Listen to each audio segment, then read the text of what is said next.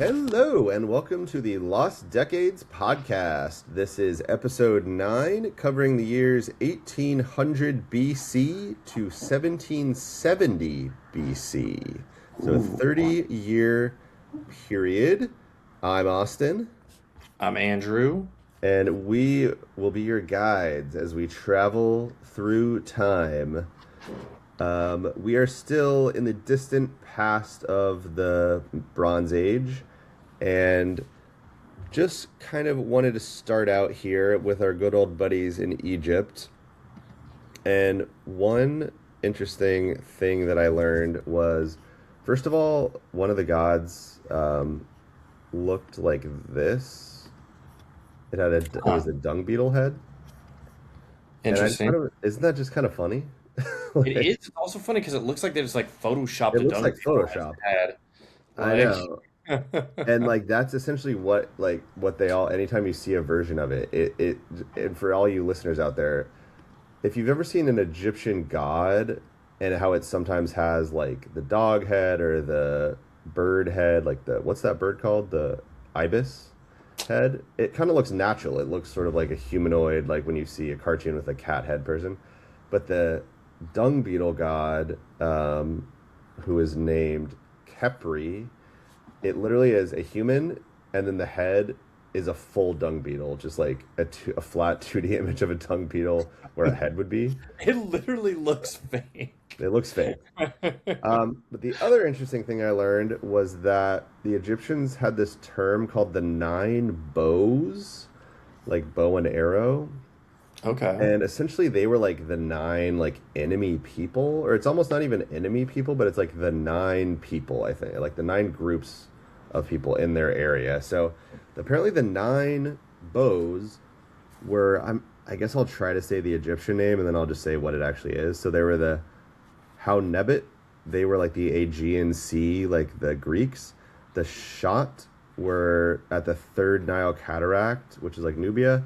They were the Tashamau, which are the Upper Egyptians, so which means more in the south. So it's talking about internal rebels, not like enemies. Just like if there were people in that area, that they'd be called like Tashamau. Then there's Sektauium. They're the people of the Siwa Oasis. Okay.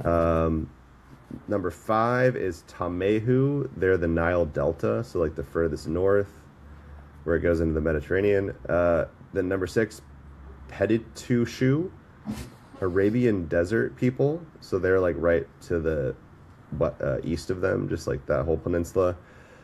Tehenu, Libyan people. So again, like down there. Iuntu Seti is number 8. That's Nubia. And then number 9, Mintu Nu Setit, which is the Asiatic groups, which I think is basically like everyone It's like else, the Levant essentially. and Canaan. Yeah, and there were a lot of them Asiatic. coming in. Well, actually, sorry, they were coming into Egypt at this time from Asia, quote unquote, but like Canaan and um, The yeah, lower Levant. That's what I've heard. Canaan and yeah. the lower Levant. So those were the two kind of just weird image-based things I found this week around Egypt. But just some random other stuff I found was that, I don't know, some of this is like maybe common knowledge, but just worth saying. Egyptian laborers were like basically paid in beer. Oh, They got apparently 4 to 5 liters a day. And I wonder obviously it what was they like much more here. watered down. It was probably like 1 or 2%, because that was safer than water, like drinking still water at the time. Apparently, they had ancient birth control. I honestly, I did not fact check any of this, but I don't know. It made sense to me. So apparently, there was ancient birth control that was there's a papyri. I know it's papyrus, but how do you say multiple I don't know. papyri? I've Papyri. never tried to say that out loud. Um, it was crocodile dung, honey, and acacia gum. But Oh God. acacia gum actually produces lactic acid, which is a spermicide. Um, The and dung then, part, though. Okay. yeah, apparently dream interpretation was a professional job. You can interpret someone's dreams. If you dream of, speaking of beer, if you dream of drinking warm beer, that's actually bad. Oh, that's bad. Oh, That's okay. bad. I know. Isn't that surprising? And dreams of seeing your face in a mirror is a bad omen. Professional dream interpreters were consulted before major decisions. And apparently, cats weren't yet domesticated. Around 1800, around this time, they kept monkeys, dogs, gazelles, and even hyenas, but not really cats.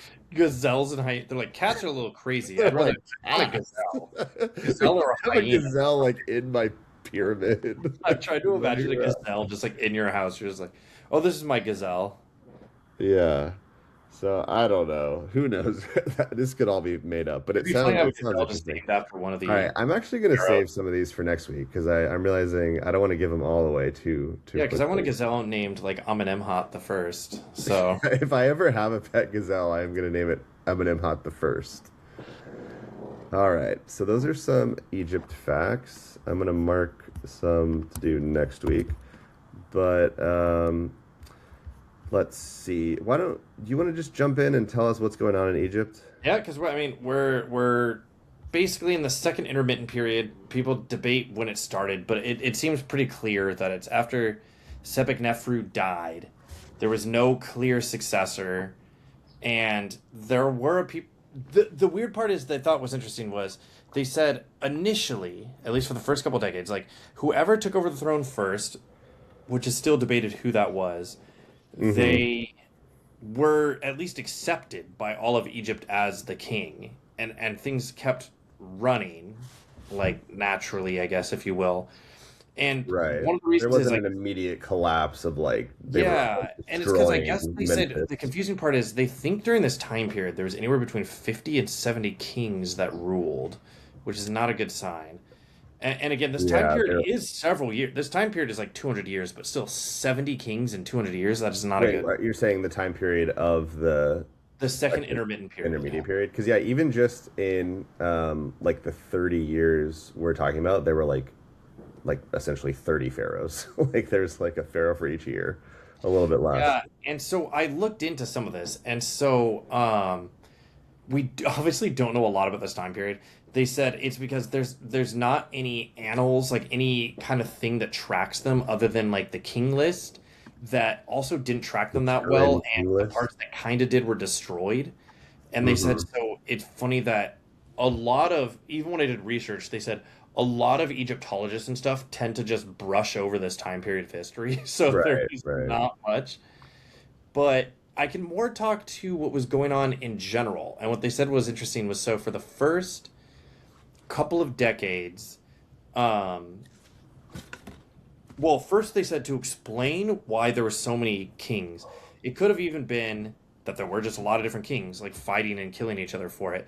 But another Hmm. scenario is they think that maybe a lot of the noble families and royal families and stuff that are high ups at the time Hmm. were just rotating the position, either elected or just in a. Yeah, I saw that. And they That was said the interesting. reason they think it would happen so much wasn't that because at first I was like, so did they have like a term limit or something? And they said no. What they think it is though is a lot of Egyptians had, if someone was taking over, if someone was like elected or chosen to rule, it would always have to be the oldest member of the house because that was like considered seniority. And so because of that, it's kind of like popes, where we have so many popes because a lot of time the oldest person takes over and they take over and they're already like 78, so they're not going to Yeah, live so they that don't long. rule for very long. So So you then think the there's a next, lot of but then the old next guy who people? takes over is like 81. So they're like, okay, I guess it's just now we got Maybe this that other is what old guy. happened. Yeah, and they all thought they would live for. I'm sure. If I had to guess, I would say it's like a combination of all those things, where it's like there were these powerful families, and they were sort of trading off. Like sometimes it was mutual, like all right, we'll make a deal, and other times they were killing each other, and other times it was just like a bunch of old people that kept dying. Yeah, So, yeah, it was definitely. I wanted to just sort of like read the list of who ruled during just this 30-year time period. So, just from I'm not going to say all the years, but to start us out, in 1802 to 1800 was Amenemhat Sobek the first. oh, That's what I have on this chart. And then it says from 1800 to 1796, Amenemhat Senem, Sinebeth. So I'm just going to say some of these names. So these are all the people that ruled in this 30-year period. Those are the first two. Nerikare, Amenemhat V, Amini Kwamau, Kwamau Siharned Jehoritef. Wow. Ayufni, Amini Amenemhat VI, Nebnuni, Sehetepri, Sehawad. All right, I can't say all these, but I'm not even at 1780 yet. So we got. I'm gonna read some of these. Let's see. Hor, Okay, Hor. that's an I got to interesting. show you the picture for him. Actually, he looks pretty damn sick. His name's just Whore. This Oh is Hor. wow. Look Okay, at this guy. he's the one who invented football, American football. For listeners, imagine a pharaoh, and I'm sorry to laugh at, but it really is funny. And he has yeah, it really is like a football Goalpost. goalpost. Do it with two hands, doing the goalpost with your hands, and that's on top of his head, in addition to his normal arms. So, anyway, I don't know. This is why I love history and Wikipedia and the internet. Um, so, yeah, there were a bunch of random pharaohs, and we're not really going to talk about any of them, essentially. Yeah. I did actually have some follow-ups on Sobek from last week. Although technically, according to someone, she ruled from 1799 to 1795. So again, all these years, especially right now, are so hazy. But anyway, she was essentially the first female pharaoh of Egypt. That doesn't make any sense because we took about that. That's What? The last one of. Are you talking about the last one of No, that's what the? I'm saying. I wanted to go back 'cause I Oh, I looked thought you were into saying her. someone new. That's why I was confused. No, Sorry. no, no. I I just was. said before we moved on and talked about anyone, I just like I did. It was essentially I thought, oh, like I hadn't really realized I hadn't looked into her that much, so I just didn't realize. Oh, she was kind of like literally the first female ruler of Egypt. So I'm like, there must be more about her. Like so that just seems too interesting to have like nothing. I didn't really find that much, honestly, but I this was sort of an interesting thing because not only was she the first woman, she was the first ruler to have the association with the crocodile god Sobek, whose Mm-hmm. identity appears in both her given nomen, I guess, name Sobek Nefru and her chosen other praenomen Sobekare. So anyway, she was associated with the crocodile for the first time, which because the cult of Sobek had risen in prominence during the 12th dynasty, especially as kings were trying to direct their development towards the Fayum, and that's like specifically where Sobek was revered, because I'm assuming there's a lot of crocodiles over there. Um, and then later on, I think during her reign, or I'm not clear on when, but then apparently he gets incorporated into the sun deity, so they start calling him Sobek Re or Sobek Ra, and that actually lasts all the way through to the New Kingdom. That That like is interesting. that god. Crocodiles are pretty Um, cool. yeah. So anyway, I don't know. I was just like, I felt like we kind of like skimmed over her, and it's like that is noteworthy. Like if there was a female president, it would be like, oh yeah, no, there was the first female president. Hmm. Um, so let's see. The one thing I did see though was yeah, it does seem like the from the evidence we have, the transition to this new 13th dynasty was fairly smooth. It wasn't like this violent Yeah, collapse. and then the things I wrote down for it was because they said it's more of a testament to Amenemhat the second or third and uh Sobeknefru the second. Now I can't remember the Oh, last. the other guy, yeah. Mentuhotep third. Damn it, I'm Nusret? sorry. Nusret? The names I should have written them down, but what they meant is I think Nusret. the Yeah. last two rulers that were part of the golden age of the 12th dynasty. They set up this bureaucratic system that worked really well. Like so they said it's just that most of the government and stuff kept running. Um and that the viziers and civil servants were kind of running everything, making sure all the taxes came in, making sure everyone was paid, and that the kings were, in this case, were more of figureheads, but that the big problem was it couldn't last that long because for more ideological and religious reasons, you need the pharaoh, like to be kind of the figurehead and to be like the charisma that drives change. And a lot of these bureaucrats were just working in a system, and they could keep it running, but without a strong leader taking the charge, it's eventually going to fall apart. Because they even talk about during this time period, there's no official policies and no wars that exist, at least that are Mm. recorded. But they think it's mainly because a lot of the periphery was just disappearing. Well, Uh, yeah, it's like imagine if I don't know. Not, I was going to make an example, but it sort of makes sense that when they're just sort of focused on who's going to rule the kingdom, they're not also like fighting each other. I don't know. That's weird though, actually, that well, it's they're also more more that for. anyone who has a problem would just be like, "Well, I'm independent now." Like they're like, "Okay, True, fine." actually, that's a good point. Yeah, because they're just falling apart. So yeah, they're not trying to hold on to as much, so they have Because they're less losing territories that to they controlled lose. for about 200 years. They're just Yeah, losing yeah, stuff left and right. right. Like, because we talk so much about Wawat and all the fortresses built by Amenemhat II, I believe, and Senusret II. I can't remember which ones they were, but they Hmm. were earlier in the reign. And they were the ones who went down, and Wawat, again, was Upper Nubia, or Lower Nubia, with the way Somewhere it in Nubia. Yeah. flowed. Wait, Um, was it more north or south in Nubia? it was more north in Nubia. Okay.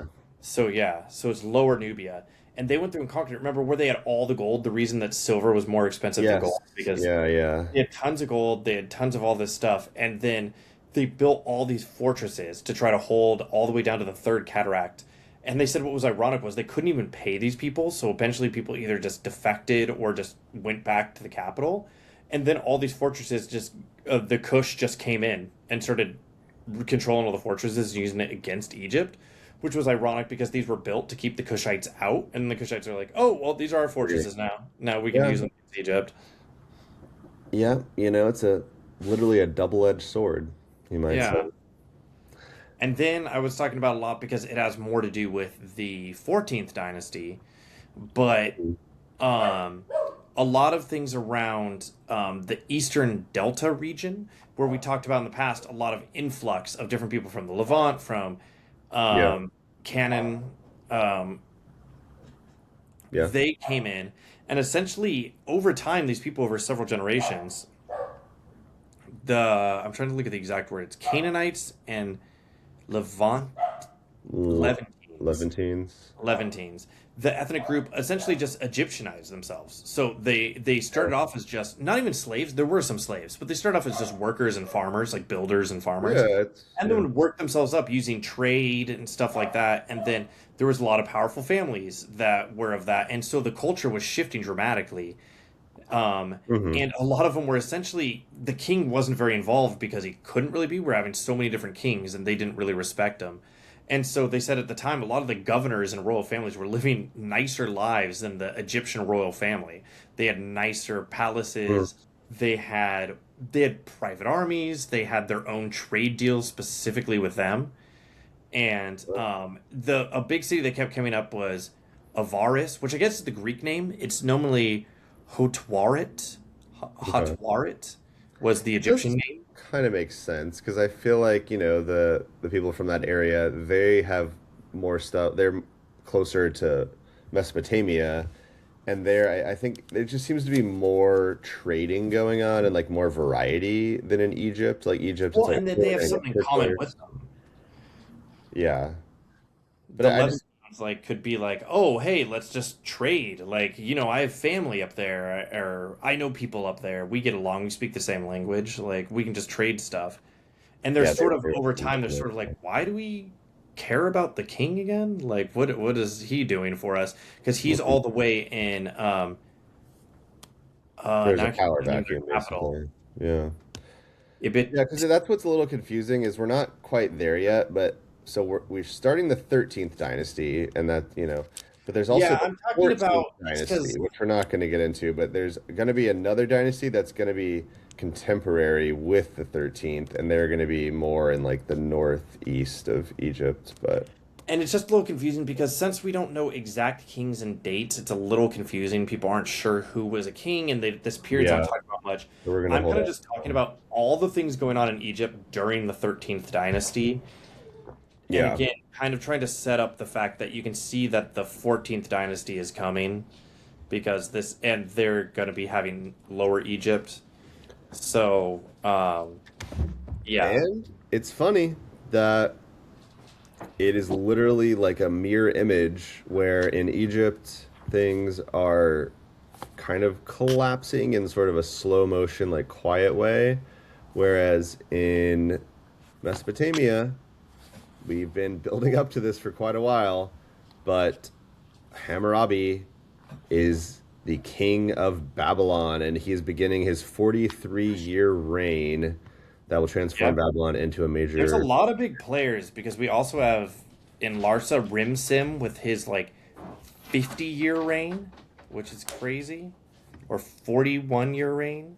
No, wait, 60-year. I apologize. I'm just off by these numbers. But yeah. I was Yeah. gonna say that. So, if we're getting into Mesopotamia, I feel like the three main characters for no, there's not really three main characters. The main No, there character is are though. Hammurabi, but the It's other two are still Hammurabi, Rimsin Rimsim, and Shamsi Adad. yeah, and Shamshi Adad. All these guys that are like, it's crazy that like all these insane people lived at the same time. Like, it Yeah. seems like coincidence, but what I mean is just That's how it tends to be, though. It seems like there's these weird time periods where like the stars align, and you have like the late '60s, where you have like JFK, MLK, like Malcolm X, like all these like people doing like all the music, the Beatles and Bob Dylan, and it's just kind of like you're like, how are all those people like the same age? That doesn't make any sense. yeah. So that's happening now in Mesopotamia. Yeah, because because I didn't know where we wanted to start. Obviously, Hammurabi's the big player, but before hmm him, because we talked about him last week, but didn't go too much into him because on my Yeah, why request. don't we just, I think, like, since we've been building up to it so much and we haven't had that many, like, big names, I say we just kind of dedicate the episode to Hammurabi, or this part where, like, at least to start, I think we should just go through, because I actually looked into, like, why is he so famous? It's like, because we've already been seeing there's Gungunum, there's Ibn Nefer, there's, like, so many people that did The crazy era. stuff and ruled for 80 years, and other people had made laws. We've talked about other Egyptian kings and Three dynasty kings that had these laws. So I looked into it, and essentially what I saw was a combination of he his law stele. I don't know how to pronounce this word. Stele, stel. I don't know. That's just the thing it's written on. It's the rock. It's the giant rock that's written Yeah. on. I still don't know how to pronounce that word, but the law, it was survived nearly intact. It's in the Louvre, and whereas most other law codes are just in fragments, so that's a big reason. Is just like it's a really impressive giant like law statue. It has a lot of laws. It has 282 covering everything from Yeah. property rights to marriage, slavery, wages, liability, criminal justice, and it's more detailed than anyone before that we have evidence of. So it's like there were laws, but he really was writing out the details. And just the fact that he did conquer so much of Mesopotamia, he did the classic like thing that Sumer and Akkad had done a couple centuries before of like that area of Mesopotamia. He just sort of did that, but that also spread his laws and his culture and everything. So But that's why, yeah, for this episode, I thought it'd be better to focus on before he conquers everything because true, true. I think he's I think of it as that's a he had two-part 28 episode. This is years part before one of he Hammurabi. fought any wars. He had 28 years where he didn't do Yeah. anything. True, But true. Yeah, yeah, it's no. We're just that definitely gonna really talk the about more of wars the kind of conquering next episode. the wars kind of come to him. That's why I was going to cover it next episode purely because it's a very interesting thing where it was sort of like everyone else forced his hand and then kind of created their own enemy. But yeah, we'll get into it next time because I do have a lot about just what he did before, more about the laws, like you said. But he mostly, yeah, Yeah. was peaceful and focused on consolidation and defense. He could tell that he was surrounded by enemies. I mean, he had Assyria and Mari kind of combined to the north. He had Elam and Eshmunna to the east, and to the south he had Larsa. And then to the west, because a lot of people are like, "Well, what's to the west?" And it's like, "Well, it's just empty desert. There's really nothing there." So there's nothing to really come from that direction. So he's completely surrounded Mm. by people who are bigger and stronger than hmm him. But luckily, his predecessors did a good job of setting up good bureaucracy, really good walls, really good army. And so he tried to focus on being a just and generous leader. He did the thing of canceling all debts, which we talked about before, but he did it more than anyone. Hmm. And they talked about that the practice had the benefit of making a lot of the debtors loyal to him instead of their debtors, if you will, their creditors, if you will. There, That's the better yeah. word for it. That they were more loyal to him. He's canceling debts, and so everyone's like, "Oh, this guy's amazing. We want to support him." He's like a populist kind of. Yeah. And so yeah, for his law code, I thought it was interesting because I tried to get more nitty gritty of it, not the specific laws themselves, but what made it so special. And so before this, most law codes were based on someone does X to you, or you do this to someone, you owe them that much money, or they owe you this much money. Just like, oh, you killed their sheep, you murdered their wife, you kidnapped their son, like you owe them this much money. Yeah. Hammurabi's codes were more about punitive justice, being like, okay, you committed this crime. You are going to be punished in this way based on the severity and what type of crime you committed. And he also was the first example of innocent until proven guilty. I mean, to an extent, Hmm. not to the level that we have it, Right. but yeah. And that it was the first time that they would let the accuser and the accused bring evidence Hmm. to Really? dispute, yeah, what happened. Now, we don't know to the degree of what this was. We just have examples that they showed in the laws. But, it's an interesting thing because the biggest thing, the most controversial thing, and that's what I thought was funny, was looking into it, is that his laws are very, very similar to the laws of Moses in the Torah. And they Hmm. said that these definitely came before that, or at the very Yeah. least, if they didn't come exactly before it, it would be at the same time, which means they Yeah. come from some sort of Semitic common ground in between. And in fact, I read about some German philosopher who, like, literally gave, and this was in like the 1800s, I think, Hmm. gave a whole lecture in front of the Kaiser of Germany, and was essentially like, "Oh yeah, so the laws of Moses, they're actually the laws of Babylon, and they were taken from Hmm. old Akkadian Sumerian laws, and that these aren't some sort of thing passed down by God, that they were just common practices that people thought of at the time, and Hmm. that these are more Babylonian, Akkadian practices than they are Judaism." And that caused a lot of not happy people. They said the guy who Edgy. gave the lecture saved it, where he got like 108 pamphlets and news articles that were trying to refute him. And in fact, he ended up Hmm. having to go to like Switzerland or Sweden, I can't remember exactly where it was, to start giving his lectures because Germany was like, "You're not welcome anymore." But Yeah. I mean, Damn. he was correct in this. Like I said, we can't say that Moses copied it from Hammurabi, but what we can say is there is clearly a parallel Hmm. that comes from somewhere. Either he got it from Hammurabi, or they both took it from some sort of earlier Sumerian Semitic common ground. Well, Same with, yeah, I think it's like all like law, I think is like iterating on what came before. Like even now, it's like we're constantly just yeah, making new laws and changing old laws. It's like even in 20,000 BC, there is some sort of like concept of like if there is some guy that was going around killing your whole tribe, even if he's in your tribe or whatever, it's like, okay, well, we're gonna kill you now.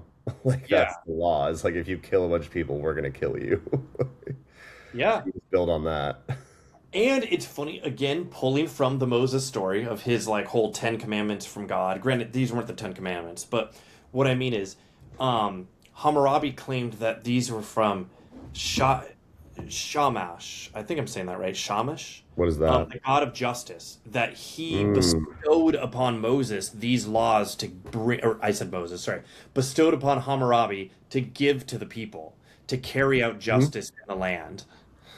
Well, that's the thing. I don't know if I mean, I feel like we talk about the gods all the time, but like, not only were the cities all basically controlled or identified with a god, but yeah, all the kings of Mesopotamia saw themselves, or at least describe themselves to other people as like the mouthpiece or like Hmm. the person who's Gods were working through them. They didn't. executing the will of the god. Yeah, and so I thought it was interesting, and I don't know. Again, I focused. Again, I was trying to be more on just peaceful reign at the beginning because Yeah, it's so it's kind weird of that it's like not until 1767 BC, so next episode, where things are just crazy and Babylon Hmm. really pops off, if you will.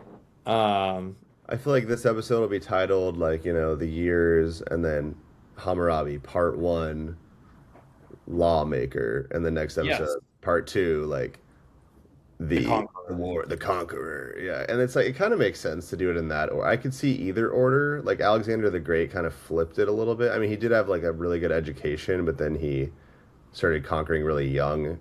And I feel like if he had lived longer, maybe then he would have made more laws and everything. But Hammurabi's like getting a steadier foundation, getting his society bulked up, and then he's like, time to go and like take all this over. And again, we'll talk about it more next time. But Hammurabi, like I used to when I heard about him, thought he was this conqueror guy, and I'm not trying to take that away from him. He's But what kind I of mean is, both, though. he Yeah. seems like he's a very reluctant conqueror. Like he wasn't Oh, just out for blood. Like I just want to conquer everything. He just was sort of right. pushed into this position where he was like, guys, if you're gonna do this to me, my only option is to conquer everyone to maintain Babylon's safety. So Mm-hmm.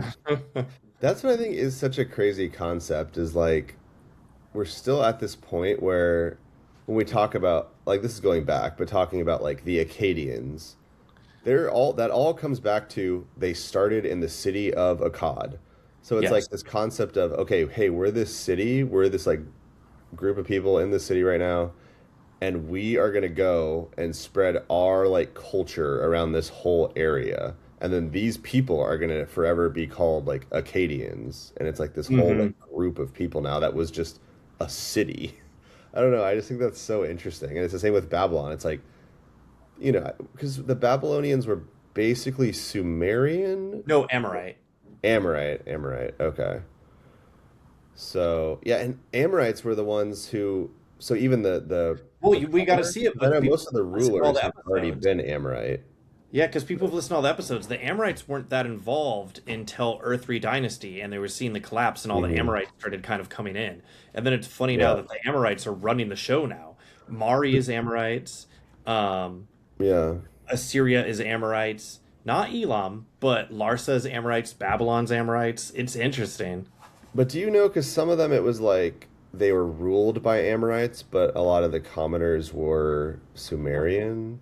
Do you know, like It's for more Babylon? that they kind of, what's the word? Where like they blended in very easily. Like they acclimated and essentially like Sumerized or Akkadianized themselves, where there was a Hmm. lot of overlap with their gods, there was a lot of overlap with their culture, so that even though they were Amorite, they started speaking the language, dressing the same way, following the Well, same also, but laws. no, I know, but yeah, I think a lot of the cities were mixed. It was like there were some like Sumerian people and then like the Amorites, but I think some Oh cities yeah, I were guess really just like what I rulers was for getting at is Amorite. they didn't see it that way. They just saw them as we're all the same. Um, he also invented an eye for an eye, I did less for not know free. that. Okay, wait, that's Yeah. funny. Yeah. So just that concept of like, I guess like a balanced like justice, which seems weird because I don't get what you would imagine before having like, oh, it's a Remember trade-off. before it was just payment. It was like, oh, you killed my daughter, you owe me 6 gold. It's like, Okay. okay. But what if That you was the couldn't pay? wisdom. Then I And so guess. that's what they said this time too. Hammurabi put limits on how you could retaliate because they said the problem was if you had a lot of money, so say you accidentally wronged, like you accidentally, let's say fully accidentally, like killed the daughter of someone who had a lot of money. Because they had money and you could just buy Mhm. your way out of these issues, they could Yeah. come in and like kill all your sons Yeah. and murder all your daughters and then just throw 100 gold at you and be like, well, we're even. Right, And right, right. that was how they did it. Whereas Hammurabi was like, no, we're not doing it this way You can't just anymore. buy your way out of it. You Yeah. can't just buy your way out No, of because these that's problems. the thing that I hadn't really fully connected till right now, actually, is like how much he was sort of like, at least wanted to come across as a man of the people. It's like Yeah. he wanted the laws, even though in nowadays we see a lot of them as like, not very fair. Because like, okay, like we shouldn't like poke someone's eye out if they poked some, whatever. But he did care about like the everyman and wanted, because before that, a lot of places probably were really unfair with like their justice system, where it's Well, like, especially if you can buy your way out of anything, which I know has parallels to today, yeah, but I mean, even more right. so I'm then glad because that it was doesn't exist fully anymore. Yeah, legalized. It was just more like any yeah, yeah. bad thing you do, you give us gold, and the bad thing goes away. Like Yeah, that's it's weird because we're almost living in that now where they're almost even just being upfront about it, but we're not quite there. But yeah, that is scary to imagine of like just straight up like super villains where it's like a Batman villain that's like, I'm gonna go and just destroy a city, and it's like, all right, I just paid like $1 billion, and they're like, cool, you're good now. yeah, you're good. You're totally fine. You did nothing wrong. You're fine. Do you want to hear some fun facts about Mesopotamia that I looked up? I'm gonna save some of these because I'm realizing Sure. this should be like a Because we do little have Shamshi segment. Adad, and we talked about Rimson. We We probably talked could. about Rimson, but before we get to those guys, yeah, like I guess was there any last things about Hammurabi? Because we are going to talk No, about him because next I, week. I And he's know actually everyone probably is excited for the conquest, but looking at the numbers and the we're dates, it teasing does them. We're make like more we're sense finally for at next. Hammurabi, but you're gonna have to wait for part two. You're gonna have to wait. We're gonna tease you with a little early Hammurabi. You're just getting the tip of Hammurabi, and then. This is a PG podcast, please. Anyway, Um, I do want to hear some Mesopotamia facts. so tavern keepers were usually women, Interesting. I and didn't even speaking know of taverns were a laws, thing back then. watering down beer was a capital offense. Oh wow, that's Yeah. interesting. Because I know in watching a lot of Last Kingdom, a lot of the kings would do that intentionally, not to make money. They said it was because if they thought that there was going to be a war soon or that they were going to get invaded, they would water down the beer so that people would be more ready to fight, That's smart. which is interesting. And yeah, apparently Hammurabi's code specified that if a tavern keeper accepted grain instead of silver, which seems like why was that a bad thing? I don't know. Or gave less beer than the payment warranted, so like ripped them off, she could be thrown into a river. And just like Wow. today, taverns were social hubs where business deals happened. One more, and then I'm going to save some of these. But I guess divorces. A husband could divorce his wife fairly easily, but he had to return her dowry and give her child support. And a wife Oh, seeking divorce had to prove abuse or neglect in court, um, and they had prenups. wow. They literally had negotiated divorce settlements written at the time of marriage. That is hilarious. So there's Well, speaking nothing of which, new under the much about sun. Hammurabi and nothing about his wife. Well, typical. It is called history, not herstory, Oh unfortunately. my god, I've never actually heard that before. Really? I've never, I don't know Well, why. that's true. Well, speaking of history, why don't we talk I've heard about... history because it's his story. It is his story.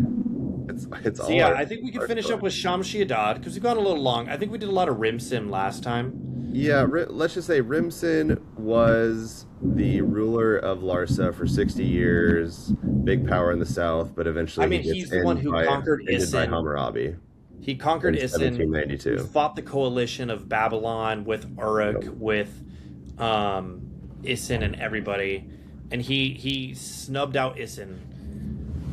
Yeah, And pretty soon Larsa's going to be gone, and we can be fully out of the Is and Larsa period. To be fair, when Hammurabi starts, we're in the old Babylonian period. We're not in Is and Larsa anymore.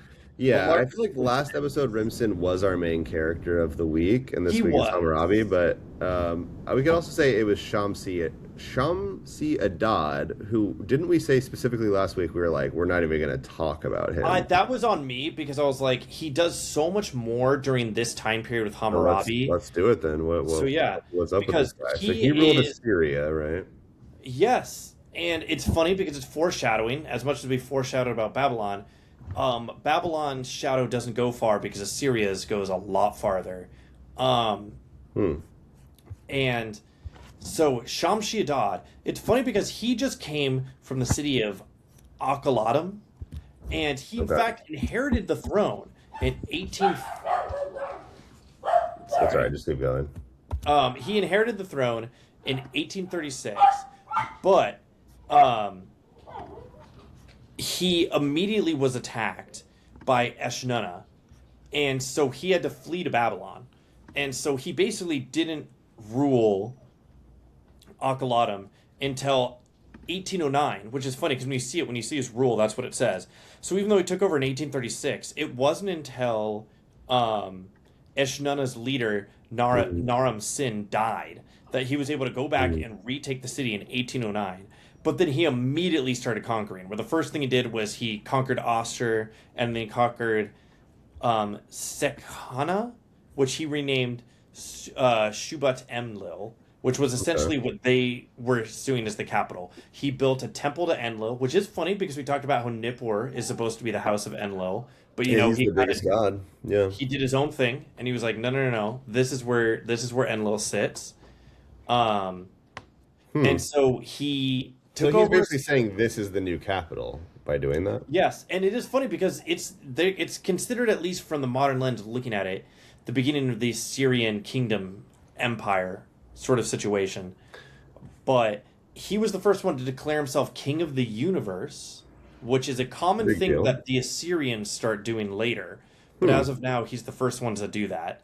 So like Uh, the Akkadians or whatever, yeah, they had never said that phrase before. no.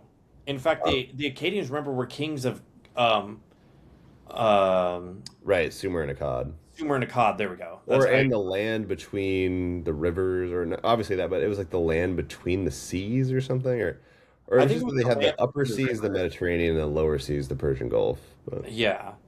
Um, anyway, so he was also the one where we talked about last week about Mari and Yadun Lim, who made Mari a big player. But then here comes Shamshi Adad, essentially conquers them hmm, in a weird way because we didn't talk about it, but it's his son. So, Yadun Lim, actually, that's what it was. Yadun Lim was killed by all of his servants, and then his heir was forced into exile, and then Shamshi Adad came in and installed his son to be in charge of the city. Um, Yashma Adad. He was the younger son. And then he installed his son Ishmi Dagan, which, funny enough, was a name from one of the Isin leaders, because I learned that 20 hmm, episodes ago, getting confused about the two of them. Um, Ishmi interesting. Dagan the first, and he was ruling from Akhenaten, again, king of Aser and all that. And he was doing the thing that Rimsin's dad was doing, where he was just sort of like, "Oh, I'm not ruling. I'm just kind of doing my own thing. My sons are the ones ruling these areas." And he essentially fought and took over a lot of the cities and essentially established the Upper Mesopotamia, the Kingdom of Upper Mesopotamia. That was essentially Okay, it. He didn't call it that at the time, but that's what that's modern basically what it lens was. calls it, looking at So does it. that mean? So I'm just not remembering, but did Hammurabi end up conquering that also at some point? He does, but not until the son. And so we'll talk about him next time. Okay. But Yashma Adad is the one that Hammurabi ends up conquering. But as I of mean, now, and this is still like we're still quite a bit before the actual Assyrian like we empire are. that We it are. happened. Because Babylon will eventually, spoiler alert, conquer this region. But let's just say that Hammurabi's children weren't up to the task that he was. And it leads to Hmm. Assyria really taking over. Um, but So this it's was the that fast. beginning It's of like right after Hammurabi, the Assyrians rise up and they dominate after it. more or less. I haven't done as much Yeah, research going into that too I think much. that is what happens. But Yeah. that's essentially what happens because I know from a lot of the history that they talk about Babylon, as impressive as it is and as well known as it is more of a blip on the radar and a stepping stone for Assyria and Persia.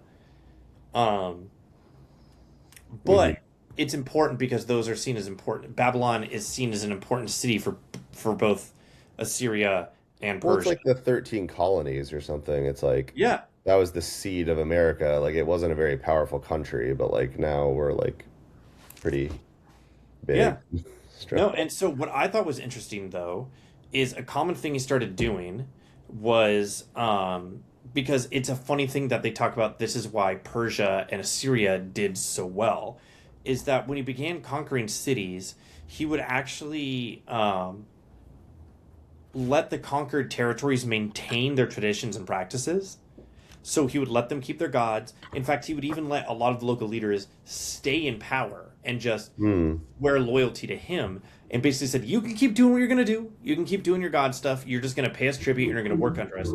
Which was more successful because a lot of times when they'd come in, kill all the Hmm. leaders, put their own leaders in, or other things like that, it led to a lot of unrest and it led to a lot of people splitting off and doing I their mean, own thing. that's the thing you literally hear every time. It's just like, it's almost surprising when that's not what happens because it's like, Yeah. yep, they came in and they just let them keep their culture and they were able to control a massive area. And it's like, well, yeah, imagine like if you're trying to, let's say, conquer like the entire, all of, I don't know, like a massive area of like Russia or something. I mean, I don't know. I was about to give a bad example because I guess it does work, but it's like if you're too authoritarian over a large area, you can't control it. Like if you actually want to control a massive area, you have to have a loose grip. Mm-hmm.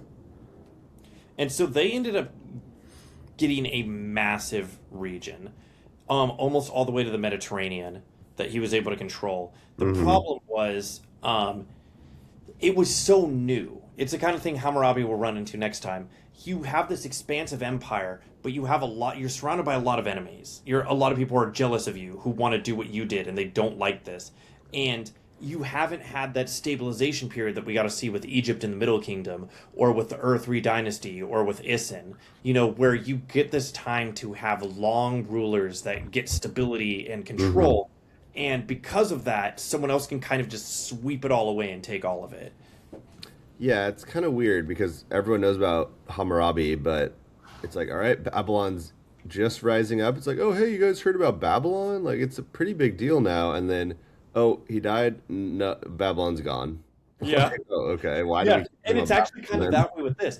Literally, Shimshi Adad comes in and makes Mari, or not. To be fair, it wasn't him. It was what was it, the guy from last episode? Sorry, I'm then? scrolling real. Remsen? No, Rimson's. No, not Rimson. Yagid Lim, because it's the Lim dynasty. Comes in, takes Mari from a nothing place into this big thing, but then here comes Shimshi Adad, and he's just like, "Oh, actually, swoop, that's mine now." And then he makes this big Right. empire, which then is followed by Hammurabi being like, "Oh, swoop, that's mine." And then Yeah. Assyrians coming in and being like, "Oh, JK, that's actually mine now." It's really funny to see when we go through it slowly like this, but Yeah.